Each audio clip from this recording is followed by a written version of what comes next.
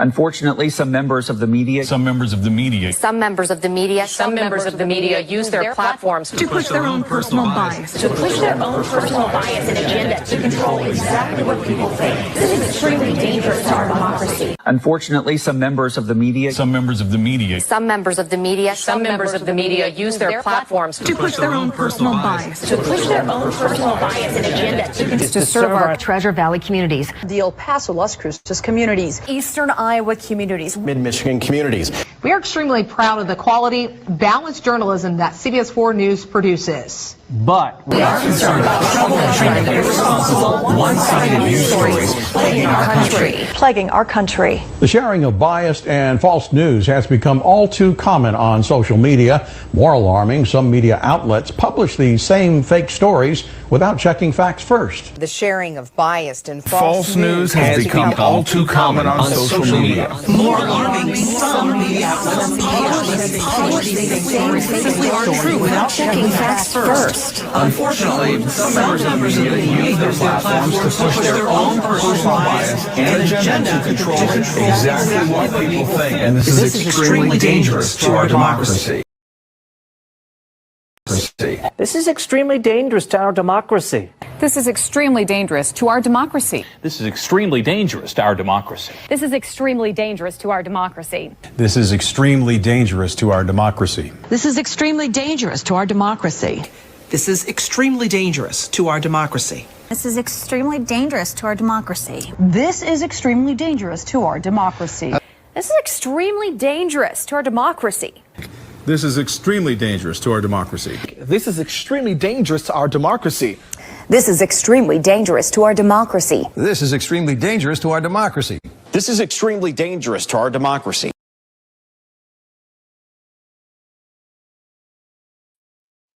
Yeah, man, it's dangerous. Mainstream media is dangerous.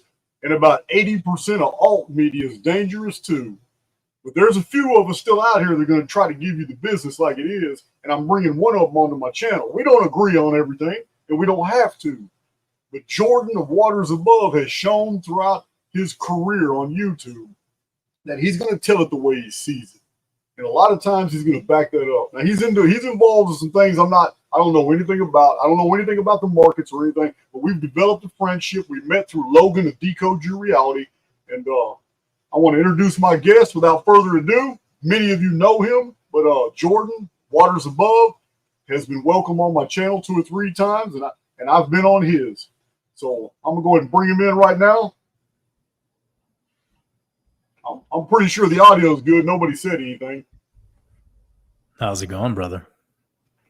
Pretty good. Pretty good.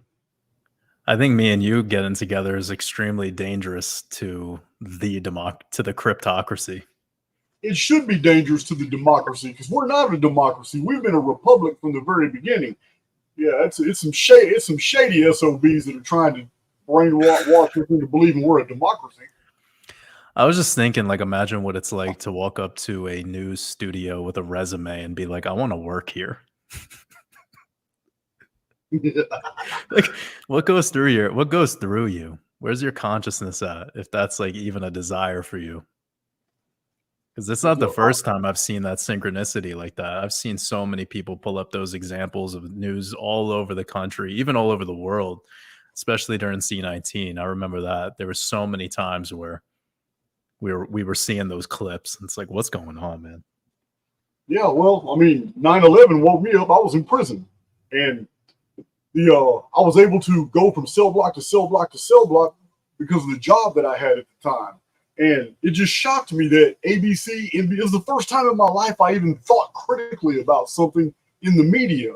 Mm-hmm. But I remember distinctly, Jordan, that as I was looking at different TVs throughout the day, ABC, NBC, CBS, CNN, it dawned on me by the time I went to sleep. I remember thinking about how odd it was that everybody reported the exact same series of facts, and there didn't seem to be any competition in the news, and it just seemed so scripted. And then after the following weeks went on, we kind of learned that there was some type of conspiracy unfolding, and then a couple of years go by, and David Icke drops drops a bomb. Do you remember his book, Alice in Wonderland and the World Trade Center Disaster? No, I didn't. Man, he dropped that bomb and it just opened my mind. I said, yep, absolutely. My intuition was right. This shit ain't right. Follow the White Rabbit.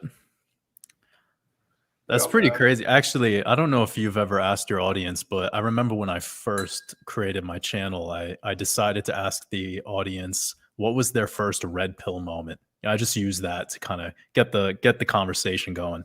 And I gave it about a week, went back into the comments section, and I swear probably 80 to 85% of the comments were people saying the moment I woke up was 9/11. And my response back to it then was that this is actually very important that we take a little bit of time to appreciate the moment for what it is, because if it's opening up your apocalypse, then it's your greatest opportunity. Like all the times where we say these guys or these nefarious elites or apex predators or whatever, and we point our fingers and we say that this is an inside job and this, that, and the third, but then you also give it credit for being your moment of enlightenment, right? Don't you see the game that's going on here? Don't you see the dance? So it's actually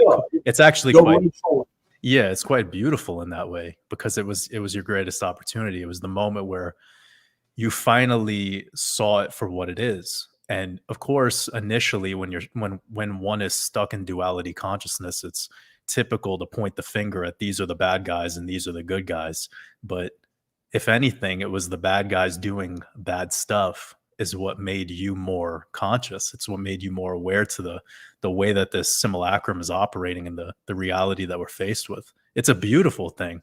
And I know it's tough for a lot of people when they come around to my work and they hear me say such things, because they believe I'm defending, the New World Order, the Illuminati or whatever, but it's not the case at all.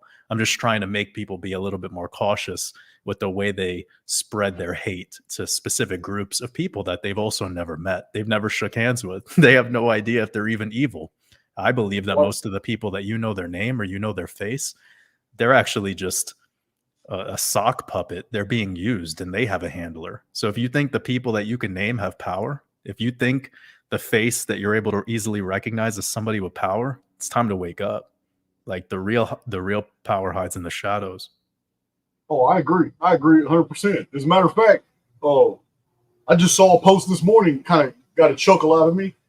Politicians are just bad looking actors, or something along that effect. It was don't you know that politicians are just man, I can't remember how it was now. Yeah, it was worded to where the only reason they're all actors, and the only reason they're politicians because these are the ones that look the least. Yeah. Well, it's it's them serving their purpose. Like that's what I've come to realize. Everyone's just serving their purpose here in this matrix. And that's the skill set they have. Like the skill set that a politician has is very similar to the skill sets an actor has. The only difference, like you mentioned, is the actor is willing to go to the lengths to adjust their aesthetic, whilst the politician doesn't put any energy into that. But the script reading and the ability to recite lines, it's identical, but they're equally serving their purpose. One is for entertainment, the other is also for entertainment.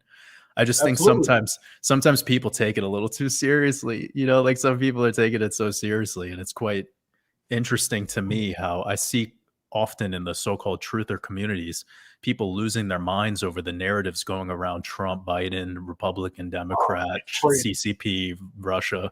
And it's like, bro, they're all the same. It's just Zionism. Like, it's all the same. 100%. 100%. Listen, people are still scared to talk about it. Let me tell you why. I did a post this morning where I called it out. I was responding to somebody else. I reposted it so my whole Twitter community could see it. And I'm talking about it got tremendous amount of engagement. A lot of people reading it, hearting it. Not one. It's the only post I have on Twitter. Not one person has made a comment. And I was just calling it out for what it is. I mean, if you are connected, I was talking about podcasters of that ethnicity that are just super popular, and they have all these amazing guests and all stuff. But neither one of these men are just over average intelligence. All I see is over average publicity and marketing and promotion. But popularity in social media does not equate. It's not about merit anymore. You see how Yeah. hard it is. We're struggling. I mean, my story. I know basically some of yours, but it's not like we have access to a whole lot of people. It's because we have to fight against this algorithm that's literally pushing its own agendas and those who are furthering those own agenda. I'll name one now, 100%. I didn't even know about PBD until Billy Carson went on PBD and started talking. It didn't come on my radar. Now I find out he's super big. I do a background check on him. I find all kinds of multi-level marketing BS. And then you're talking about who?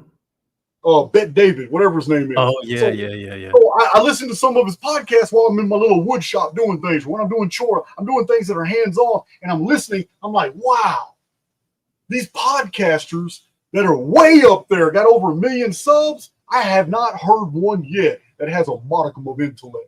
How do these guys get there? Then I find out they're all the same ethnicity. I'm not quiet about it. I talk about it on Twitter. I talk about it on Twitter all the time. Yeah. I mean, it's an interesting time because when I started the channel back almost 4 years ago, I was in my live streams at the very beginning, a couple hundred subscribers, and I was talking about it. And it was pretty wild to watch people throughout the you're an anti-Semite or you're this or that. And I'm like, yo, and now today, what I speak is coming out of famous people's mouths, like the people that are talking about the whole issue with what's going on in Israel right now with Hamas, Palestine. It's really fascinating how we just watch the narrative swap so fast from being pro one thing to the same exact thing now everyone's against. And it's kind of difficult now for me to almost speak on it because it just seems like I'm going with the trend, but that's absolutely not the case. I've been speaking about Zionism from day one on the channel, and the big reason I was able to is because of my study of gematria and my study of the Hebrew calendar and my utility of gematria and the Hebrew calendar with my specific work. So it was important that you learn about the rules of the game before you start playing a game with people that are way more talented than you at the game. And I think I already sometimes knew you were talking about because your pronunciation of the word Shemitah was so perfect. This guy knows what he's doing. Yeah, it's pretty crazy though. Like I've had a bunch of people that have come to me and they've been, oh, you say this Shemitah wrong or you say gematria wrong, and it's like I've heard it straight out of the mouth of a rabbi. Like you could just go out there and what happens a lot of the time with some of these things, and this isn't to get into specifically the nitty-gritty of pronouncing words, but it's that a lot of people right now have entered YouTube University. And I'm well aware that me and you are both here on this particular platform. So I'm not necessarily talking down on this particular platform. No, I get it. It's the people that come across some large influencer of some capacity and they believe everything that this individual is saying just because of their following size. It comes back around to something you just brought up a little bit earlier. And it's like, where are the sources? What's the foundation here? And then a lot of people are just riding waves. And we're at this very interesting cultural moment right now, I feel, where you're going to notice that you can talk a lot more openly about this concept of Zionism without as much pushback or as much censorship. But still, there's kind of a bunch of other things at play where I guess you're going to have to be a little bit more sophisticated and a little bit more tactful and elusive about how you discuss it. Because, at the end of the day, this isn't our platform. Oh, I already know who owns it. It's just and you know what? I don't even demon chase, Jordan. I have no videos where I just go out there and look. I don't even on Archaix TV. I just talk about what they do and what they've been implicated in. But I'm not demon chasing it, and it's really very low on my radar. I got other important things going in my life, like you do. I'm not fixated on it. I really don't care. But it does get under my skin when I see comments about people that refer to these other shows and stuff as authoritarian, and then when I go listen to them, I'm hearing nothing but moronic nonsense. Just ridiculous. Well, I mean, it's part of our journey too. I don't even want to put titles on us, but I'll speak for myself. Like it's part of my journey to just let everyone play whatever game they think it's best to play for them at that time.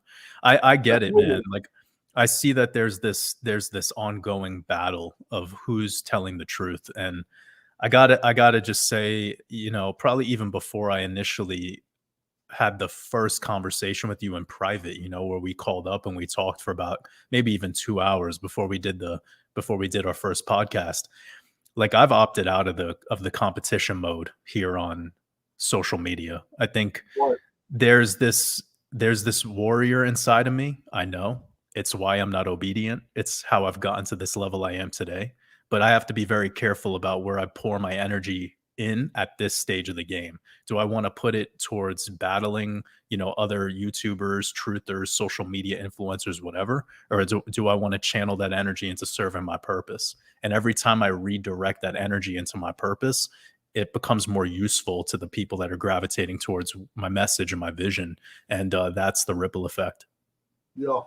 Let me offer another perspective, because you tend to do that. When you talk, you kind of just, like a minute ago, listen, I'm really good at self-analysis. And I was getting excited, and you just reined me in by telling me about how you are. And I'm listening to you. I instantly check myself. So let me offer another perspective for you.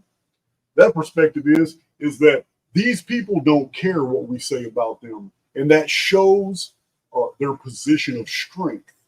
Because if I was a dictator and I was running my little kingdom, and I created a platform in the city square where anybody from the lowest serf and slave all the way up to taskmaster, equestrian class, noble, everybody, lords, barons, everyone can come together and be equal in their opinions, and I'm monitoring all that. It shows and demonstrates a position of strength when you can allow significant portions of the populace to denigrate you, expose what you're doing, tell everybody about it, and you don't do anything about it. This tells me that they're in a position of strength, and that's why I don't really watch my mouth. They're not worried about Jason of Archaix. They've been doing this for thousands of years. That's facts. Well, they know who's who. That's the one thing that I've come to realize. Like, whoever you think is the stewards of this matrix, like, they know who's who. They know what I'm about, and I know I'm protected. So at the end of the day, like, I wake up with zero worry, zero fear. Love is allowing, and that's the thing that it comes back to, is it's the strongest posture to just allow people to do what they think they should be doing, or exposing what they think they should be exposing. I don't concern myself with that. Hey, did you see I don't know if you were paying attention, but weeks or a couple months ago, I had mentioned to my own community that, hey guys, listen, some of the most popular fiction you'll ever come across in books, before movies and all that, in books, is actually telling us real facts about our reality. You need to pay attention to J.R.R. Tolkien's Silmarillion, the Book of Lost Tales 2, and the Lord of the Rings series. There are drops in there that are about Midgard, Middle Earth, about the land of the elves, the early twilight period before the sun appeared. It's amazing what Tolkien reveals. And then I mentioned the Chronicles of Narnia, C.S. Lewis, and The Lion, the Witch, and the Wardrobe. And I told my community, hey man, guys, the story of Prince Caspian and the journey, listen, it's not what you think. They're literally telling you you're in a construct. The Phoenix phenomenon, everything is in that story. And I'll be damned. I had already forgot about it because I read it as a kid. But I'll be damned if this lady was reading the book to her daughter and screenshot the actual places in the book where, in one of the 7 books of Narnia, where it literally talks about the Phoenix phenomenon, the sun was put out, talks about the people disappearing, and then it talks about, don't worry about it because this isn't even the real reality. Everything and everybody is safe on the other side. Yeah. Anyway, I posted it on Twitter. It's on Twitter right now. I posted the actual pages that she had sent. It's amazing, but there are so many. I'm finding them everywhere in these old books, these old classical stories, like nursery rhymes and folk tales, like row your boat gently down the stream. Life is but a dream. There's so many of them, man. Yeah, like Humpty Dumpty. I did a little bit of a decode on this for some people out there about the egg, and the egg is the ego, or the aku in Egyptian. It's this part of the spirit, part of the soul. And some people want to make it purely material, purely physical. But again, coming back to the fact that this is a simulacrum and you're jacked into this through the central nervous system, your whole sense of awareness, of physicality, the thing you call, Jason, when you look in the mirror, what identifies as male, or all of these things. These are all cultural. They're all of this current age we're in. There's a lot that goes into it, but to summarize the thing pretty quickly, it's incredibly fascinating how a lot of these, specifically your example, like Lord of the Rings and a couple others, these are just exposing to you archetypes of the whole. Like, you are several different versions of this overall being, and each aspect of you is perhaps coming back to an animal. You could call it those animals that you brought up before. You have in Hinduism, there's certain ways of breaking down that as well. It could become what eventually in Eastern spiritualism we call the chakras, which we know are just borrowed from the idea of the planets, the astrology, but the astrology is just mythology, which is anatomy. So it always comes back to the human experience. It's all about this experience of your observance of this physical realm. And that's what's amazing when you start to go into what I call relationship, which most of us are not in. We're not relating to anything. We're experimenting with everything. We're always in this, we have the method. We could call it the scientific method, but then we also have the mad scientist. You have your terms and conditions. You have your variables, your controls. You're working on everything under your terms for your benefit. It's really not artistry. It's capitalism. And what I find to be so amazing is, like, once you enter the realm of relationship, then animals start to engage with you differently. Mother Nature starts to engage with you differently. The tree becomes your teacher, not the book. Why? Well, the book was written on the tree. We had to put code into that tree in a whole different way. And we're all just learning that it's all coming from a source. So I find these movies specifically fascinating with these new lenses. You know what I'm saying? Like, as you're doing all this great work you're doing, you could pretty much rewatch almost any of these movies or read these books, and you're going to be able to extract these connections. And it makes it so much more interesting for once. It's no longer entertaining. It's like, in a lot of ways, validation. I'm with you on that. I'm absolutely with you on that. I'm not you said so much right there, I can't even keep up. I have that way with me. I remember the last time that, I don't remember how many months ago it was, but the last time that we were talking, we covered some pretty amazing concepts. And if we could remember any, we could definitely riff on it a little bit as we go. But one of my favorite podcast moments was, I was talking about something. I don't exactly remember what it was, but then Logan passed it over to you, and then you grabbed like a shot of whiskey or something. I don't remember, what shot of bourbon or something. That was a great, I got blended whiskey bourbon. Great podcast. I remember that. That was a blended whiskey bourbon, and yeah, I'm not really a drinker. It's like maybe twice a month I'll drink a shot, and I just had it out when we were doing that video, and I remember that now. Yeah. Yeah, actually, I haven't drank now in like almost a full month, and I love taking those breaks. And whenever I do, it's usually like something, I try to find something very intentional, like if I know somebody who knows a brewery or somebody who's a winemaker, I love trying stuff like that out. There's always an amazing story behind it. You know what I'm saying? And that, again, it comes back to what I was saying a little bit earlier about relationship, because with my work, I do live streams and we talk about health and wellness a lot. And whenever we cover that I'll hear people that are like, coffee's bad for you, or alcohol is bad for you. But like, when you say that, you're deleting the story, because there's a story at nature. Like, if you went to Ethiopia where they're growing the coffee beans and you saw the agricultural practices and the rituals they had behind their coffee ceremony, and the hundreds and hundreds and hundreds of years of the traditions that they have around that plant, that shrub, it's sacred to them. And for us to be looking at like a bag of Javalia or whatever horse shit that people get at Costco and call that bad for you, it's like, it's at such an entry level. You're like Luke. It's time to become Yoda, and you become Yoda by studying the realm. Like, you study the origins and the stories of all these things, and plants have consciousness. So you can't just look at it as bad. It's like your relationship with it is non-existent. You're experimenting with it, and that's your experiment is stuck in good and bad. And that's so much of what I've come to realize in the seeking of knowledge, like expanding more consciously. It's not that whiskey is bad for you. It's that you don't actually have the ability to work with it and have a relationship with it. It's that you look at it as alcohol, which is a demonic spirit that takes over you, and you let it, because that's the relationship you have with it. We could call it a toxic relationship. You let coffee create adrenal fatigue and a crash. You allow it to be that because the story, the experiment that you have going with it is that coffee wakes me up. No, it doesn't. Nothing does what you want it to do. It does what it does.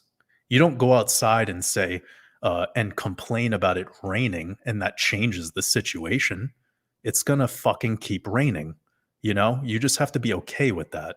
And it's interesting the ego. With culture, we've agreed. We have, as a collective, we have agreed that these things have these functions, and we buy into that. And then it becomes a feedback loop, and those functions are actually doing these things for us because we believe it. Yeah. And we've created those terms and conditions, which is not a relationship. A relationship is you allowing the other thing to express its beingness. And you coordinate with that being because they allow you to express your beingness. And through that, there's a relationship. I can buy that. I can buy that. I am not to that extent, but I'm always telling my own community that where we go awry, when things become, in disarray in our lives, it's because we're losing our focus on our co-creator relationship with the oversoul. And when we fall out of that focus, all kinds of things start happening. It's because we're phasing out of that connection to source, and we're phasing back into that dungeon programming of the collective. And once we start borrowing the energy of the collective, we become one of them. We literally become part of the hive mind. And then months go by and we realize, what have I done with my life? I've accomplished absolutely nothing in 7 months, doing the same old thing with the same old people, doing the same old routines. And it's hard to break out of that. A lot of people never do. The thing is that they're not here to break out of it. And I think that could almost sound defeatist to some, but it's very clear to me that there's a percentage that's quite small of whom is able to access this bandwidth of gnosis comparatively to the overwhelming majority of the human species. So everyone who's here right now, who's gravitated here, I'm not trying to call you special, but you're kind of fucking special. Like it just is what it is. Like I'm not here to like fluff you up. I mean, it's tough to wear the crown of thorns. It digs deep into your temples. Sometimes you can't see because there's blood in your eyes. Welcome to being awake. This is what it feels like. And it's okay. It is all okay, because on the other side of it, there's sovereignty. And I think that's really a beautiful thing when you're okay with it as it is, when you could look outside at the rain and be okay with the rain, when you could look at the moment where you don't have the thing that you desire and you can't control the moment, and you're okay with not being able to control the moment. And we're at a tough position right now because we have an ultra technocratically driven and managed realm, a lot of technological luxuries, and a lot of people do feel they deserve it. A lot of people who've done literally nothing but surround themselves with, I would say, a lack mindset group of friends or peers. They go through 7 months of doing nothing, and then they still feel they deserve something. That's where we're at today. That's a really special type of person. It's a really special type of person to believe that with zero effort, you still deserve something. It's like, where did you calculate that math equation that way? And it's happening even, I think, in ours. I don't think it's happening so much, but it still does happen in the smaller circle here between these more niche communities of people that come across one piece of information. Like they find gematria and they're doing it for the first time, and they think that they've like figured out some like grand key to unlocking the universe, and it's no. It's just the salt that you sprinkle on the meal, guys. Numerology is just seasoning, even to the extent of some of the work that you've done when it comes to the numbers and the predictions and the timing of things. That's seasoning. But you want to know what the meal is that Jason has, or perhaps the meal that I'm serving here, is the awareness of how to deal with that ability to season. You know, it's like, what's the meat? What's the product? And the product is being fearless. The product is embracing your true essence, being genuine, not caving in to just a handout, you know, or some money. I mean, maybe you've come across this, but in my world, I've had so many companies, cryptocurrency companies specifically, reach out to me. Some of them have offered up to $50, $60, $70,000 to have me promote their products and services. And I love feeling that I get when I block that email. Like, I don't need any of your fucking money. I don't need any of that. Like, I know what I'm here to do. I'm not an instrument for someone else's laziness. And I think sometimes you probably get caught up in that too, because you have a massive amount of knowledge and a massive amount of information stored in your skull. And, you know, you could just off the top share wherever you're at with that in a highly advanced, well, I'm going to tell you now, I appreciate the compliments, but I'm in the same boat as you because we have sizable communities. It's Dawn has gone through a massive list of proposals and offers from Fortune 500 companies, and you know what? I've told every single one of them no. I have not yet seen a product that I could bring to my community and say, hey man, check this out. This is something I could put my name on. I can believe into this. This right here is something I use. It's always some other stuff I'm not familiar with, and yeah, I have turned down a tremendous amount of money because I'm just not going to do it. I'm not going to populate. It's just now I'm not against it, but so far I haven't seen it. What I was really hoping for was maybe local errands or just people that are already in the community contacting me and saying, hey, check this out. Let's just keep this in house. I'm an errand. This is me and my family listen to you. This is what our company does and all that. And let's work out something and give me a little exposure on one of your shows. You know, something like that, something smaller, small scale. I don't need that. I don't need all those contracts and all those stipulations of the Fortune 500 companies. And you probably get more of the financial institutions and the VPNs and Nordstrom and all that because you deal in the markets. Yeah, it's wild, man. Like it's crazy. I guess like the thing here is, what does freedom mean to you? You know, and I could ask you that question directly, but I think people need to check in with themselves on that. And so many people are willing to say yes. And I've realized that true freedom is me saying no. Yeah. Done it many times. I agree. You know, you're an errant. You can resist it. You can fight it. Listen, there's two reasons why, Jordan. I'm going to tell you right now. You are the classic definition of an errant. Anybody goes to my website, Archaix.com, and you go to the glossary, you will see 200 terms that are very specific to the Archaix paradigm. And one of them is errant. You go against the grain. You're a free thinker. You're not among the collective. Two reasons why I say that. One is you admitted a minute ago that most people, the collective, aren't going to wake up. That's dungeon programming. It's there for a reason. The rest of us are going our own way. We are the errants. The other reason I know for a fact you're an errant is because you made an illustration using Star Wars. You have any idea what that just shoots your credibility all the way up, brother? Yeah, there's one line in a song that really hit me that I appreciated from this artist Big Sean, and he said, "I feel like Luke is finally turning into Yoda." And the way he put it was dope, because it's like in the movie you perceive these as two separate characters, but actually they're one and the same from a spiritual perspective, from like a more deeper esoteric perspective.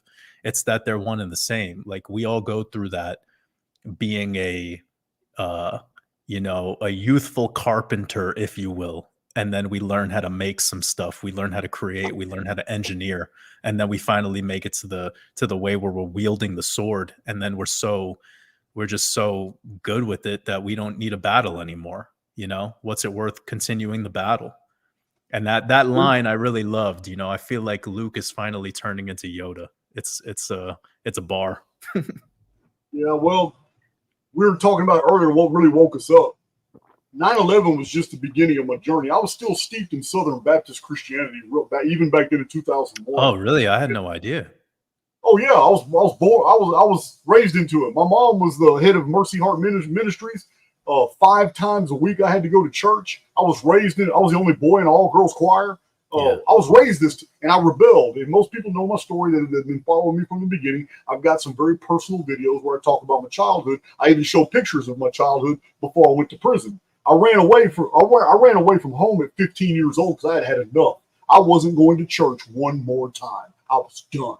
So, yeah, I was adopted at 5 years old. At 15 years old, I had enough and I was gone. So 2 years later, I was in prison.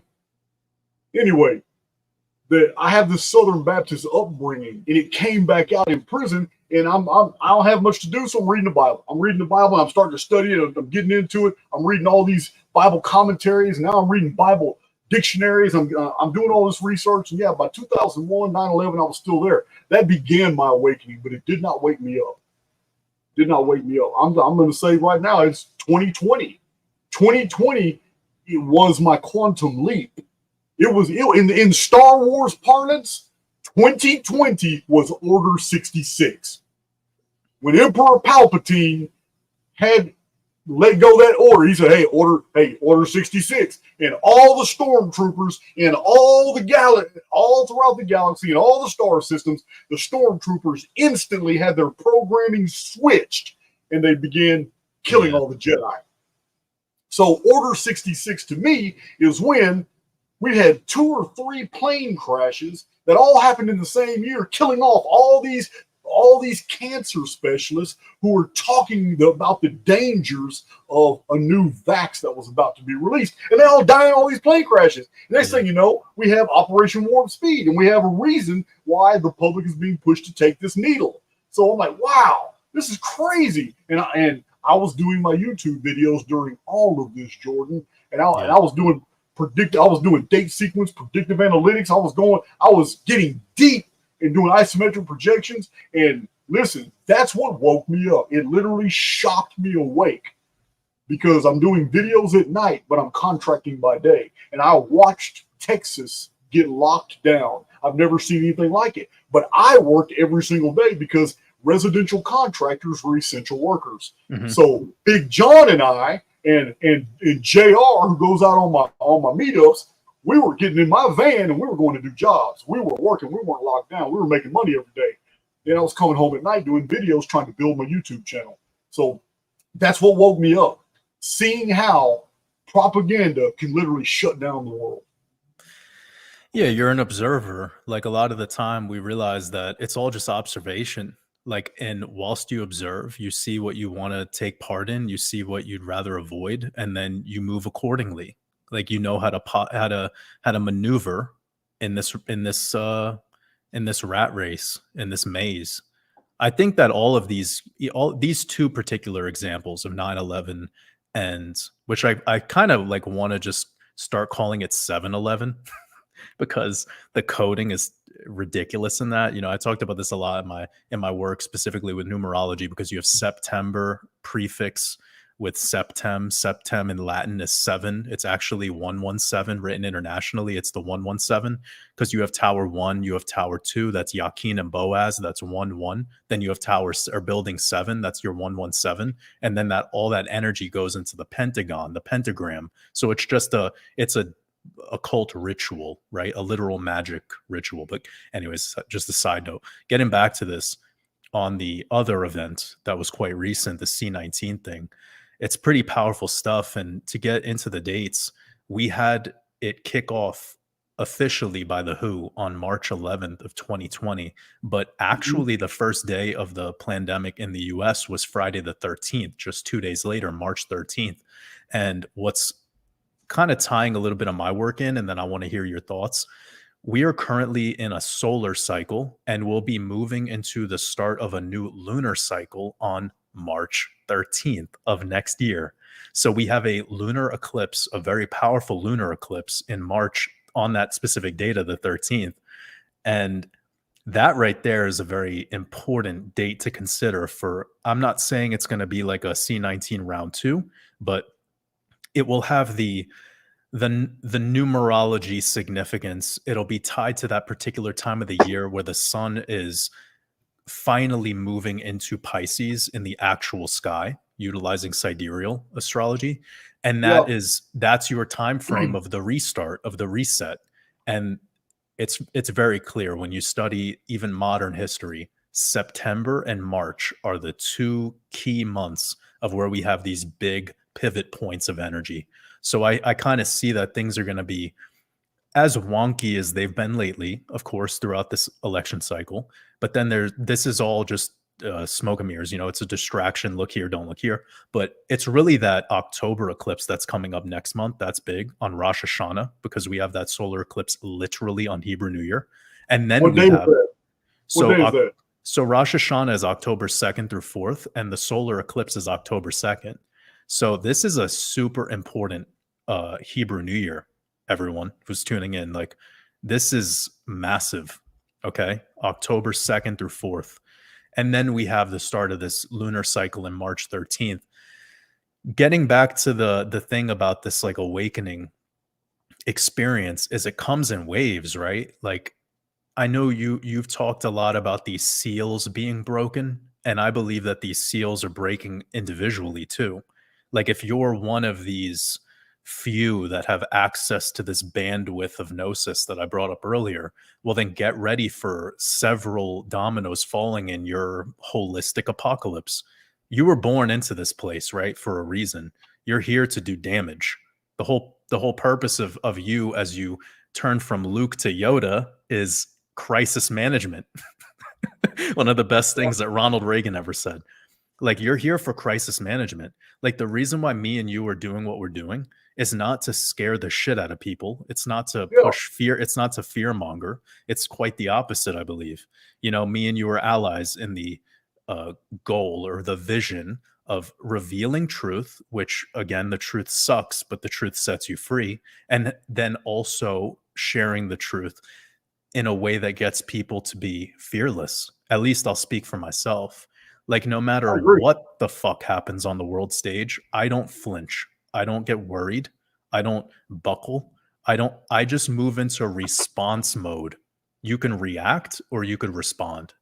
And building all of these, week by week reveals of where I stand or where you stand, or any interviews or podcasts that we get on, as long as we're continuing to make sure to remind people that there's nothing to be scared of. Every time we have one of these big events, and whatever next big event that comes, like, all of this training camp that we're doing right now together, like, I look at it as training camp. Like, it's just getting you. I said I look at it like it's training camp. So when it's game time, you'll know how to perform. Like, when C19 came around, and I'm not saying this to flex, but like when C19 came around, I was already prepared. Like, I already put myself through fucking a full decade of training camp. Like, I was ready for the Super Bowl. I was like, put the helmet on, let's go. So I knew how to respond to the crisis. And I want people to now hopefully feel those words, and now don't fear those words. Because I get emails on a daily basis. I almost know that you do, of people that are like, what's going to happen? What's this going to cause? What's that going to create? Where should I move? Where's the safe place to be? How can I protect my family? And it's a tough position sometimes to be where we're at, right? Because a lot of people look up to our vision, our ability to forecast future events. So what's it been like for you in managing that for others, or dealing with others who are trying to manage that? Well, I want to address one thing. First of all, the solar cycle you're talking about. You're talking about the 11.5 year solar cycle, right? Well, I look at it from my perspective, specifically from markets. I'm not looking at it as this big, broader one. But if you have synchronicity with that 11-year cycle, I've heard of many interpretations of what people could categorize as solar or lunar cycles. Mine Oh, okay. is, No, I get it. I just yeah, thought yeah. you were talking about that one because it is interesting. The one of the greatest sunspot cycles in astronomy is 11 and a half years. And this has been recorded since the 1870s, 1880s. And it's just a cycle of periodic reappearance of sunspot activity. And then it goes away. Then it comes back real bad 11 and a half years later. And I found that interesting in the last 2 or 3 years when I realized that 11 and a half years is exactly 138 months. So it's just 138, fine structure constant. It just keeps coming up everywhere in my research. And so I have one final layering to do with, I have, you guys know Barry. Barry's been on my channel before, but in the past, I had a plan, Jordan. I was running predictive software for people, and I was doing consultations, and it was how I was making quite a bit of money. And we got really, really scarily accurate on NFL, and I was posting my predictions on Facebook, and I got a lot of attention. But it was taking me in a direction I didn't want to go, and I started getting contacted by a lot of different people, and I was in the software. My OPHIS algorithm was embryonic at the time. It is no longer that way. We have not stopped development in 5 years, and we are almost done. But the fine structure constant is one thing that was never included in the software, and I'm doing that now. But the fine structure constant is very hard to nail. It is 100. It's 137 point something, but it's an indefinite article. We don't know what it is, but it's not quite 138. And yeah, my predictive. It's date sequence predictive analytics. It's based off a diurnal system, and it's really easy. Any event in the past has a signal ratio that can be measured. When you take that event and compare it to any other event on a different day that's basically the same in the same order of magnitude, they're going to have the same signatures. That's not what's measured. That's what pattern recognition does. That's why pattern recognition is always wrong. Yeah. What OPHIS does is it takes the diurnal distance in time between two similar events. Diurnal is the spinning of the sky. My entire software program is based on the SHAR system. One rotation of the stars is a day. On the diurnal system, then if it's 155 days, that 155-day difference between two similar events is then run through 14 protocols. These protocols literally take that 155 days and run it through a series of pi-phi curvature filters, 5.08, which is pi times phi, divided by 2 to find out what a radius is, because I have long discovered a long time ago that time and the events that occupy the calendar are always unfolding in geometrical principles.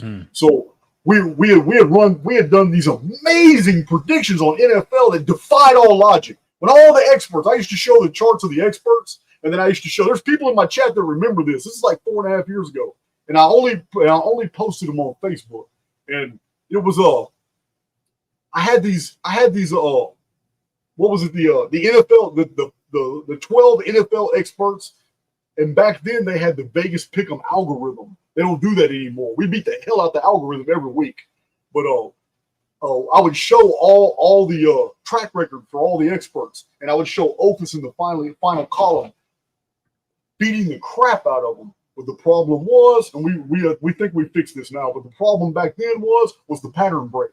We did not realize that every single measurable system, after it has been measured at least 5 or 6 times, will collapse. It's almost as if reality itself knows it's being observed and it's going to shake up the nest. So what we do with the software is we're now trying to predict the pattern break so we can get an edge on the next series of 4, 5, or 6 weeks that we can run predictions. So yeah, I'm a busy guy, Jordan. I don't just do Archaix on the side. I'm also messing with my OPHIS software, and I'm real close to the point where I'm probably going to send you an email because I have zero I have zero knowledge on the crypto markets, but I'm almost at that point where I'm ready to play. Great. Yeah. Hit me up whenever, bro. We'll do it. And I want to speak to something that you brought up regarding the pattern break, because this is a big piece of my core philosophy on everything in life, like including the physical body. So this happened recently in my work, and I have something that I want to share about it very soon, but I just need to kind of carve out the time to make it happen. And it's the relationship between the Bitcoin price action and a lot of other assets, by the way, but it's just easiest to talk about it with Bitcoin because of the size of the market cap. But to make things nice and simple, with this particular asset, every new moon, we see a short-term top, so like a bullish price, and during every full moon we see a low or a more bearish price. But the best way to explain it is moving from a new moon into a full moon, we see a downtrend. The market goes down. Moving from a full moon into a new moon, we see the market goes up. Yeah, if you want to allow me to share my screen, I could actually quickly show you what I'm talking about. And just I would like to see that, because I have just entertained some very interesting earthquake prediction research that also shows, excuse me, that the position of the moon has a lot to do with the timing of earthquakes. Yeah. If you want to peep over to StreamYard and just pull up that chart that I have sharing. Boom. There you go. All right. So I'll make this nice, short and sweet and simple for everyone. These blue dots are new moons and these white dots are full moons. And this is basically the first cycle of the year 2024 we're in. I'm going to make it as basic as possible. So we have right here, this was your new moon, and you could see the price was up. And then after leaving the new moon into the next full moon of the year, the price goes down. And then after leaving the full moon into the next new moon, the price is up. Then between this new moon to the full moon, we're stagnant, but still the price is down. Then you go from this full moon to this new moon and the price is up. Then you go from, you see? Now, what happens is we have to account for a pattern break. What you just shared moments ago is necessary in this example as well.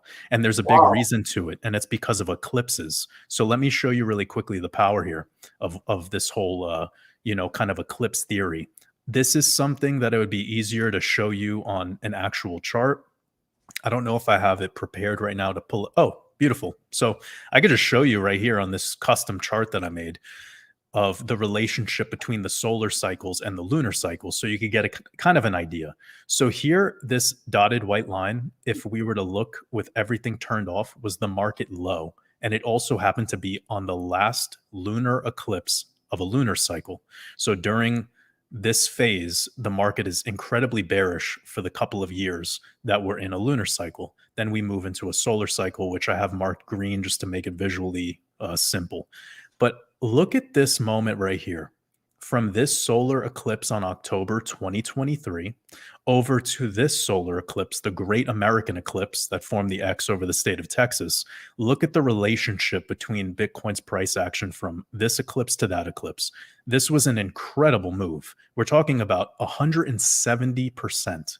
So on even 2x leverage, if people had this awareness, they would have made a ton of money. And this is information that I shared with people about 9 to 10 months before we even had that eclipse.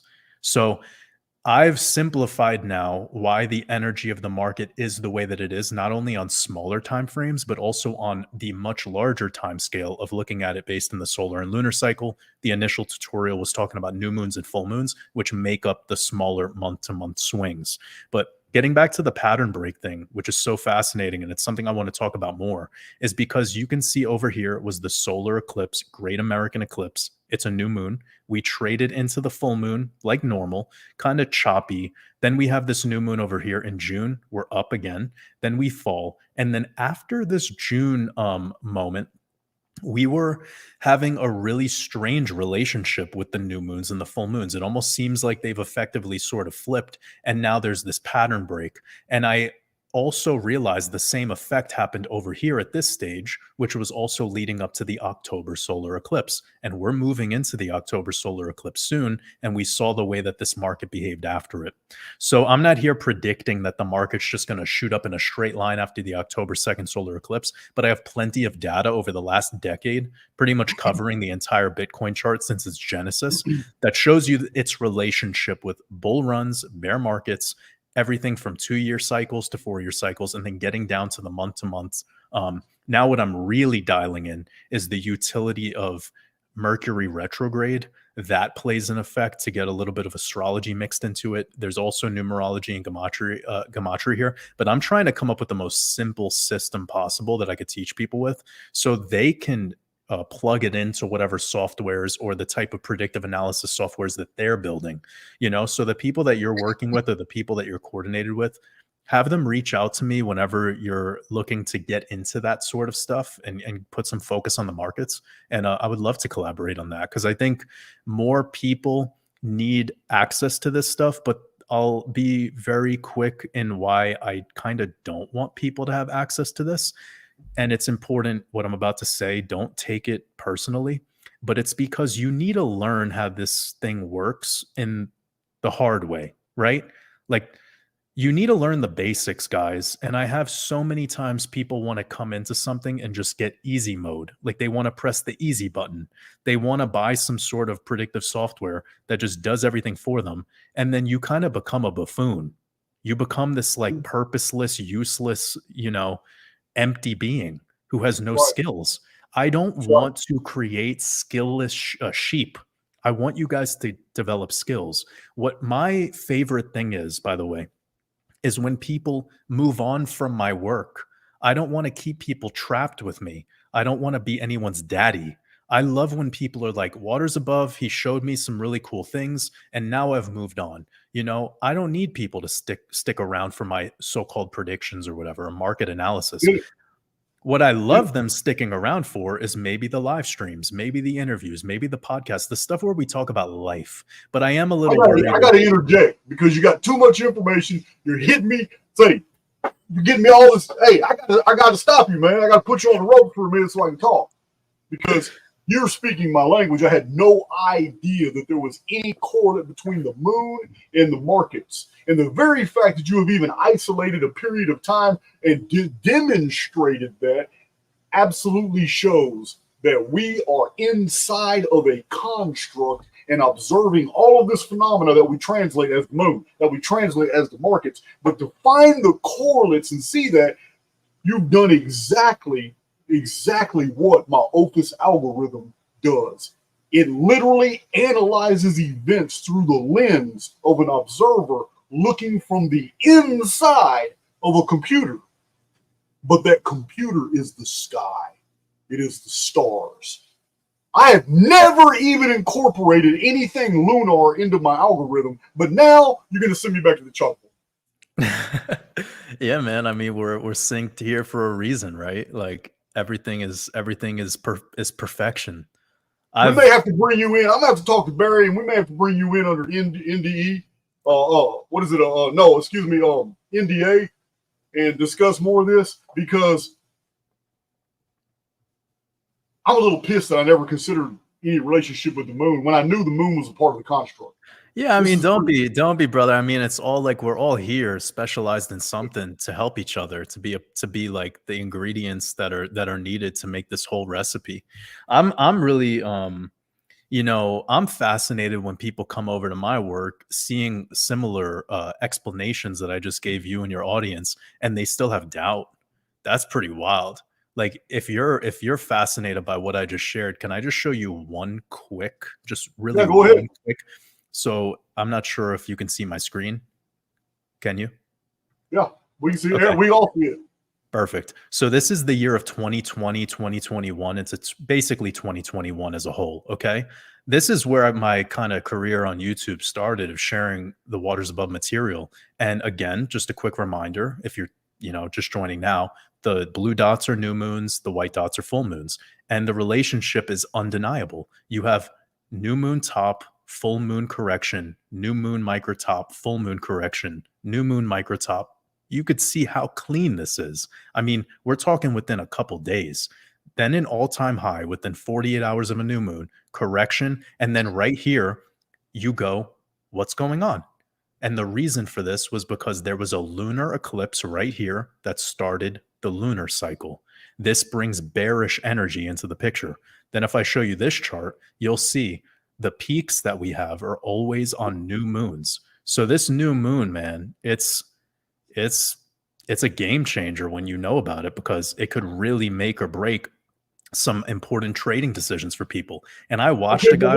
What you're describing, though, is if the moon is having any influence whatsoever on the markets, then it's just a direct reflection of the moon having influence over over the people. Because this is where we got lunacy from. This is where we got lunatic from. The moon influences people, and some people snap, become crazy, animalistic. This is a scientific fact. It's a psychological fact.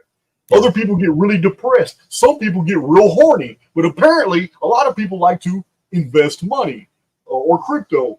So this is very interesting. It's very interesting that the moon would even have this relationship. And I think we talked about this on our last live, and it was probably the shot of whiskey moment. But I was talking with you and Logan about how my take on what the moon is it's just a reflection of this realm. Like the moon that we see in the sky, that physical object that's luminescent from edge to edge and apparently is spinning at 1,000 miles per hour, equally to our Earth that is spinning at 1,000 miles per hour with exact precision, so that we all see the same full moon face every single day of the year forever since the invention of the fucking camera. And it's just perfectly mirrored when you're in Australia, right? How perfect is that? So anywho, I see the moon to be a reflection of what we call Earth or Gaia. If moon is a reflection, then there's going to have to be a centripetal area. Geometrically, there must be an axis point between the face of what we call the moon and the surface of our world if they're both spinning at the same time. So now, I don't believe the moon's a sphere. I believe it's holographic. Now, as being a reflection of the moon, it sounds like you are a proponent. I forgot whose research was that. Nos Confundum. I'm not sure who that is. You know, there's two people I could let you know. Where I've kind of the moon map is a reflection of a wider Earth. Yeah, there's one content creator, one artist out there that I think does incredible work, but it's a lot to get into. But it's Vibes of Cosmos. It's, I believe, a lady from Greece, and her work is just absolutely incredible from a visual perspective. It gives you a lot of visuals. People have dropped that channel in my chat multiple times. I've just never seen a video. Yeah, there's a couple incredible videos. I haven't kept up with it, so I'm sure things have adjusted and changed over time. But that's really one of the things. But brother, like I think we've spoken about this in our first couple conversations. I bring everything I do back to mythology. Everything comes back to mythology. So the moon is just the matrix. It's the physical realm. The moon, even in language, right? We have moon is monde or mundo in Spanish. That's world. It's moon is in the word. World. Exactly. Like der monde is the moon. Exactly. So so Luna. You don't come on my channel just dropping truth bombs like this, man. So we have Luna, right? That's what we would call the moon. But with French, we have monde, and with Spanish for the world, when we call it the world, this idea we call the world, it's mundo in Spanish, monde in French. Monday, we call it Monday, Munday, lunes, right? Lundi. The lunatic that you brought up before. Crazy. So I visualize this holographic, kind of optical illusion we're faced with when we're looking at the moon. It's just a reflection of this realm. And I look at it, the fact that it's equally luminescent from edge to edge, it seems to be that it's operating more like a light bulb, not a sphere. Because a sphere would naturally have shadowing on the outside from the source of the light that's pointed at it, that's directed at it. But there's so much inside of pop culture and Hollywood. I mean, if you're into Star Wars, look at the Death Star. the Death Star showing you this kind of visual of a Yes, it is. crater inside of this grand spaceship. But I believe that they're just showing you that it's this flat disc, almost like a vinyl record, and what it's reflecting back to us, this mirroring, this lensing effect of the firmament dome, it's creating these optical illusions that makes it quite easy for NASA and other agents of gatekeepers of the truth to come up with whatever fucking fairy tale they would like, and it works perfectly. It's a perfect kind of terrain to build whatever theories you want. And I'm not going to sit here and argue with anyone about the shape of the earth or if the moon is actually a reflection of the earth. Like, I have no energy for it. But with my work and my study of mythology and how mythology just reveals to you all of these things that become the Abrahamic religions, like the creation story being identical across the board, also going back to Sumerian, ancient Egyptian creation stories, it's all the same. You know what I mean? And then lastly, the remnants of the peoples that designed this space, that created everything that we have, that we utilize, are all leaving artifacts of the ancient Egyptian civilization everywhere. So there's this sun moon symbolism everywhere. And that sun moon symbolism is pretty simple to me. It's that the soul, not souls, but soul, is literally sun. We call it soul. That's your light. That's your inner furnace. And this physical body that we have is just the moon. It's the body is Christ, okay? And Christ gets plugged in with an Ethernet cable into the internet, and that's called God. And that's energy, frequency, vibration, just in very difficult to perceive or visualize spectrum of electromagnetic frequency. I want to take that just a little further. Please do. By backstepping to something you said earlier, but it literally supports the point you're making now. You said about mythology. Listen, if the sky is truly the inside of a computer, if it is a template of computing, and the luminaries aren't what we think they are, they're actually this massive apparatus that we can tap into and use for predictive analytics and all that. If all this is true, then mythology is almost like the user manual. Yes. It's the user manual because all these myths are detail specific. I mean, Greek mythology has more details than necessary. It's amazing how rich it is. Yeah, I mean, look at it like Uranus is the waters above, and Neptune, Poseidon is the waters below. So you'd have the waters below as your blood, and then the waters above would be the cerebral spinal fluid, the Christos. What gets released every month, travels down the spine, the Jordan River, it's called.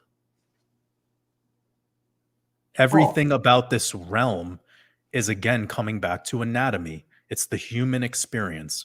When they cut open the first skull, they saw all of the makeup of this brain and the pineal gland, the thalamus, all of these area, amygdala, pons, medulla oblongata, all of it.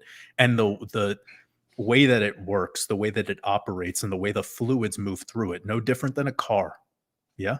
So when they're doing such, they're learning more about what are we, right? Know thyself from the physical perspective. Then that becomes the things that we observe in the sky. So when making mythology, it's just them writing out their experiences as a user manual. And then it becomes later corrupted by something we call religion. But it's taking away all the esoteric utility and what it's taking the soul out of it, really, because it's externalizing the God. It's externalizing the power source. It's taking it out of you. But it's as above, so within, as within, so without. Nothing is without. You're describing the life work of Schwaller de Lubbock's. You know who I'm talking about? No. Around the turn of the century, 19th century, Schwaller de Lubbock showed his work is amazing. It is so deep. I can't even believe I haven't done any videos on it. But he shows the layout of ancient temples in Egypt, Babylon, Sumer, India, and then shows the human anatomy superimposed over the temples. And he literally shows in geometry that man is the measure of all things. Yep. And this is what the temples were all about. They were servicing different areas of the human body. This is the life work of Schwaller de Lubbock. It's Lubicz. Schwaller. Somebody please write that dude's name before I get my tongue all twisted. There's people in my community who know exactly who I'm talking about. Schwaller de Lubbock. But yeah, this is what he said. He said exactly what you did and showed all kinds of demonstrations of temples that showing that man is the measure of everything that we can perceive. Mm-hmm. And then that's what leads to architecture.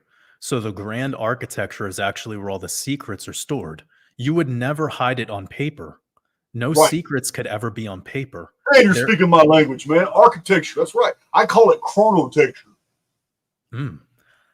Yeah, well, I mean, this is the thing. Like when they make all these movies trying to show you about these treasure hunts and like, you know, finding the hidden codes, and they want you to find it on paper. That's always what the programming is trying to get you to fall for. But it's not. It's the building itself. It's the architecture itself is the secrets. But the funny part, and where we go even deeper, is it's not even about the architecture. It's about the body, the human vessel, the avatar. This is it. This is the secret. And it's the best place to hide a secret. On you, with you. It's never without you. It's always here. So everything that we're perceiving, it's quite fascinating how the attempt by Hollywood and the attempt by the stewards of this matrix is to consistently make it outside, to externalize it. This is why they want you to worry yourself about flat earth or ball earth, or this is all to keep you away from the ultimate knowing that you are the universe. It's all because of you. Not only are you jacked into the simulacrum, you are the matrix. No, man. 100%. I'm on board. You're speaking my language. You're an errant. You can resist it, but resistance is futile. I learned how to sail amongst people that are rowing boats. I hear you, man. I hear you. That's some good stuff. I might need to look into Vibes of Vibes of Cosmos? Yeah, that's a channel that goes pretty deep into showing the kind of holographic toroidal fields that are working as a Russian doll. So to let everyone kind of know based on the reason I really vibed with this, funny enough, Vibes of Cosmos, is because the way that they laid out, the way that they perceive the so-called planets, these torus fields, is actually identical to the study that I have of mythology. So let me just break it down real quick. You would have the most outer torus field, toroidal field, would be Uranus. But that's where the creation story starts. It says, in the beginning, God created the heaven, or in the beginning, the Elohim created the heavens and the earth, right? Okay. Well, the heavens would be Uranus. Uranus is the sky god, the god associated with heaven. This is the reason I'm keeping it at the Greek and the Greco-Roman mythology is because it allows your audience the quickest route to researching on their own what I'm saying, right? I don't want to make it complicated for people. So to just keep it super, super simple, because, you know, I could start getting into Anu as the key sky god, and then it starts just getting off the rails. So to keep everything nice and basic, the creation story in the Abrahamic religions, if you just look at Genesis, you have in the beginning, God created the heaven and the earth. Well, the heaven would be Uranus and the earth would be Gaia. Right? And that's the initial relationship. Gaia would be the physical terrain, and the heavens, or the firmament, which you get in Genesis on line 7, would be your spiritual kind of ethereal realm, right? Your spirit realm. Well, in the work of Vibes of Cosmos, she's showing that the outer torus field is Uranus. And then within that Russian doll, the next layer would be Saturn. And then within that next layer of Saturn would be Jupiter. And then within Jupiter, in the thing we call the eye of Jupiter, that storm, is the relationship between Mercury And well, it's actually Mars. And then within Mars would be the relationship between Mercury and Venus. And then within that would be Earth. And then within that, you would have the tinier version of this version of the Russian doll that we're in, like the core layer, which is the physical realm called Earth. I believe that this is the only physical place where we're at right now. There is no such thing as outer space. There's no lands beyond the firmament that you could go to, that you could plant your feet or your boots or your spacesuit. This is it. This is it. You're here to do this. And they want you to be fascinated about this space travel and, space tourism. It's unbelievable. This is it. This is it. When you see Mars rovers, they're in Utah. Yeah, they're in Utah. Hell yeah, they are. So what we have right here with the synchronicity between the Greek mythology and between this visual perspective of what's going on here with these so-called planets, it's perfect. It's so well in alignment. And then once you start really getting into the creation story further, you start to see that it's breaking down the elements on the periodic table. And this is why they call it things like titanium, the Titans. These are all being named. It's all Greek. It's pretty much all Greek. Yeah. So this unlocked many different avenues for my study and my questioning of like, why are certain people able to do well in this world whilst others are having a hard time? Like, I don't want to bring up the race thing, but like a lot of people are like, why is it that certain black people are able to do very well and become very successful? And what I've come to find out is that it's because they pledge Greek in the boule.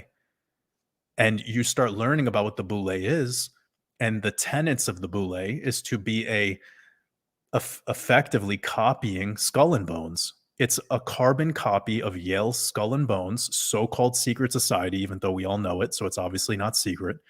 And that carbon copy is it's the initiation recruitment center for all of your black judges, black politicians, black celebrities, the hip hop artists that we all know and love, all of the people that get to be successful and have that opportunity in that particular avatar, they pledge Greek. So you start to think to yourself, like, that's why they're the gatekeepers for the people that match their skin tone. That's exactly why when you learn about Reverend Al Sharpton, the truth behind him, or Jesse Jackson and the truth behind him, or any of these fucking people, you start to see it for what it really is. They are all pledging to Zionism. And that's like where it makes sense when you hear an interview of one of them talking about outer space, or you hear an interview about them talking about taking the jab. Because it's like, these are instruments of the keeping the illusion going. As long as the illusion keeps going, they maintain posture.